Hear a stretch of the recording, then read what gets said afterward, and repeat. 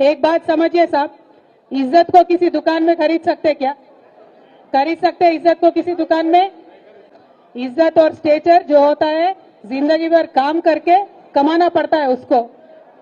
मतलब क्या है? कांग्रेस वाले खुद कबूल कर रहे हैं मानों में है, तो रमजान का तोहफा आपने क्यों बंद किया? रमजान का जो गिफ्ट आपने क्यों बंद किया? रमजान के महीने में मस्जिदों को लाइटिंग के लिए, क्लीन करने के लिए, कलर डालने के लिए बीआरएस की हुकूमत में 1-1 लाख रुपए तक का भी दिया गया था।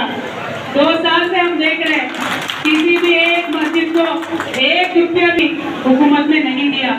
तो असली दोस्त माइनॉरिटियों का, असली दोस्त मुसलमानों का कौन है? ये 1 साल की कांग्रेस हुकूमत में दूध का दूध, पानी का पानी हो गया। हम सबको पता चल गया कि असली बात क्या है। और बाकी जितने भी उन्होंने वादे किए थे मुसलमानों को, उसका तो कोई पूछने की जरूरत ही नहीं है। बाकी जैसे सब लोगों के वादे खुलकर किए, हमारे मुसलमान इतना डर है उनके दिल में कि हमेशा केसीआर ही याद आते।